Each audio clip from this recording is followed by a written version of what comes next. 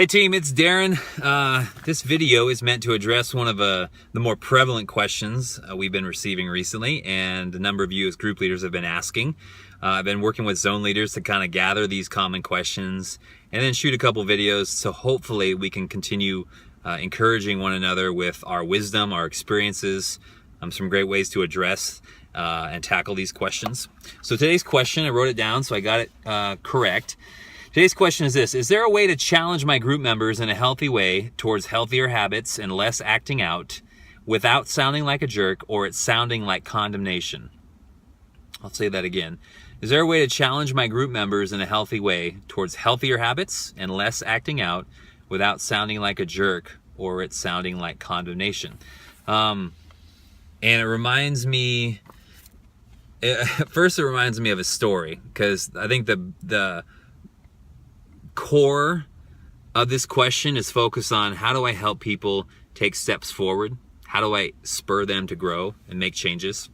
Let's see, probably 2009, 2010. So going on about 8 years now. I was living with my buddy Chase, and we were out for dinner one night after, it was a Friday night, because I remember it was a long week, and I had this like amazing plate of nachos. It's one of our favorite Mexican places.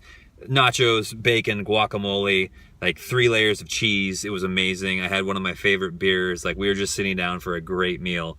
And the topic of the conversation was, ironically, how am I going to be making better eating choices so I can lose some weight for the summer? How am I going to make some changes so I can lose some of this weight?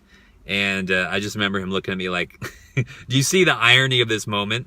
Do you realize, like, please enjoy your nachos and beer in front of you, but you realize if you're going to lose weight and make healthier decisions, you need to start taking action by eating healthier meals, by orientating your day and your nutrition different than the nachos and beer in front of you.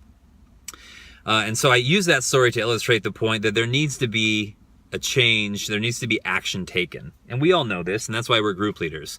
But I think helping group members see that in a couple ways can be helpful. And I just wrote down some thoughts, nothing that's going to blow your mind. You've probably heard most of it before, but I think this would continue the conversation for all of us to be able to share and weigh in and kind of say, yeah, that was helpful for me, and here's what I found, and maybe you should try this.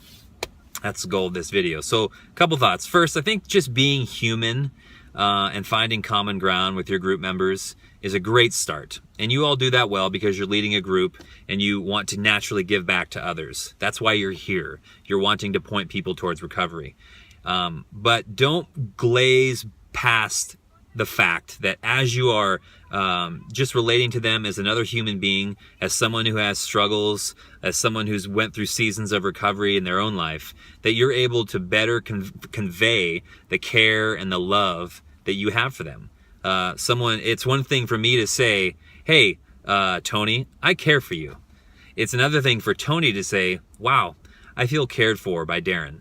Those are two different things. And I think we earn the ability to speak into the lives of our group members when we show them and help them feel cared for and loved. And we can do that, I think, specifically through our words, through our actions, through our attention to details when they are sharing on what's going on in their life. That is one way that we can show them that we care about them and help them feel that.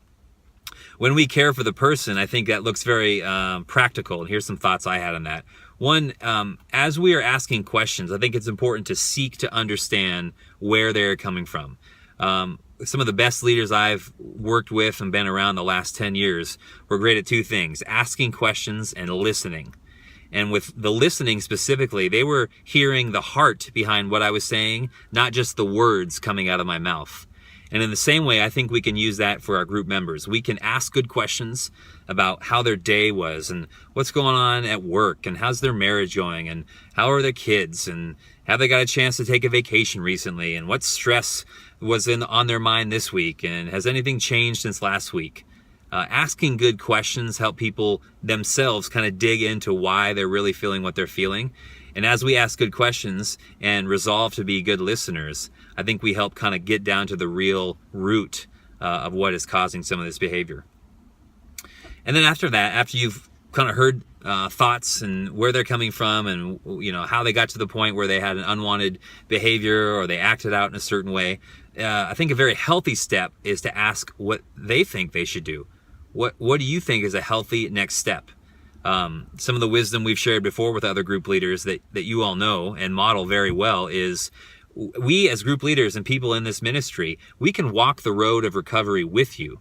However, we can't make the decisions for you. We can walk alongside you on this trail and we can encourage and guide and direct, but we do not actually put your feet one in front of the other. We do not actually take the action for you. And that's going to be important because these group members will change and receive recovery when they're making changes themselves, when they're taking action. So asking that step, asking that question, what do you think a healthy next step is? I think is wonderful because it gives them responsibility in this process. And then lastly, set kind of a time to follow up, whether it's 1 week, 2 weeks. I take notes regularly, whether it's on my phone or just jotting it down in a journal. Something like, hey, Tim, we talked on April 26th about you wanted to stop being on your computer late at night after your wife went to bed. How's that been going? Tell me about that. And then let them share. And again, be a good listener. So those are some practical ways. Another thought that came to mind, Richard is one of our zone leaders. Great wisdom here that I wrote down. It's important to help group members separate their behavior from who they are.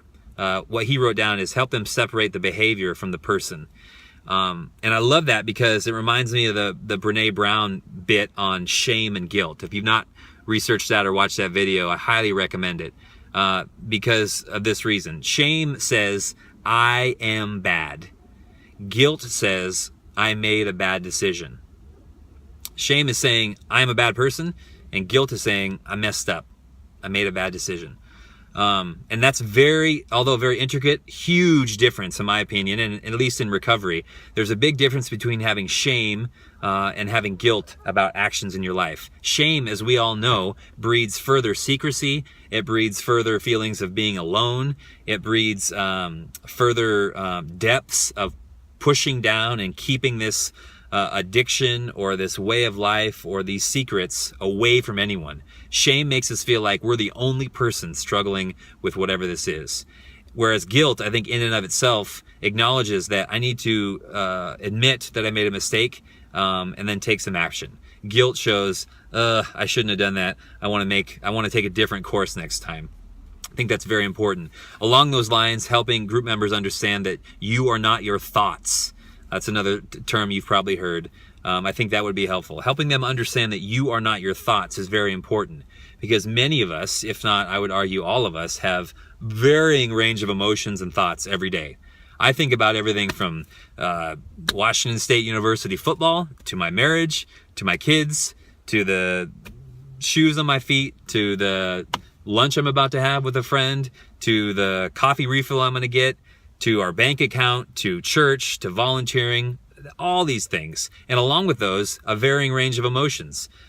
Fear, trepidation, defensiveness, pride, feeling alone, feeling lost, being a little shy, being unsure. All of these feelings and emotions are wrapped up in our day. And if we can help people understand that you are not your thoughts or emotions, rather how you act and what you act on, very much determines kind of who you are and what your character is.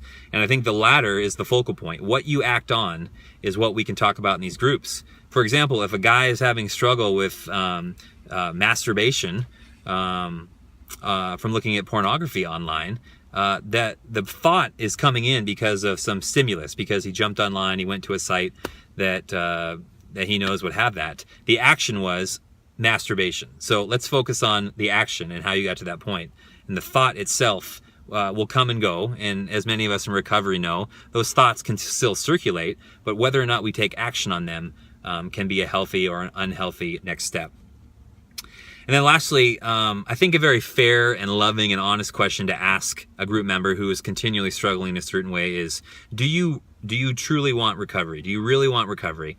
And there's a way to ask that that's loving and caring and showing concern. And there's a way to ask that that's kind of confrontational.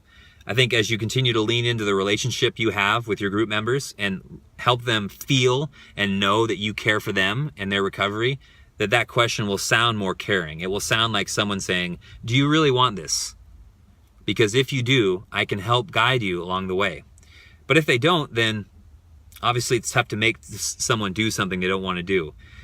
This ministry, though, was built to help people have a safe place to process recovery, learn about themselves, learn some tools to take to their life, and take some steps. And if we don't, as the cliche goes, if we don't take any action, we're not going to go anywhere. If we don't take steps forward, we can't grow in our recovery process. So helping group members see that in order to make growth and make changes, you need to take action. You need to put this foot in front of the other and do something different this week to affect the recovery and change that you're looking for in your life. So thanks for listening. Hope to have more questions, and I'd love to hear your input after you watch this.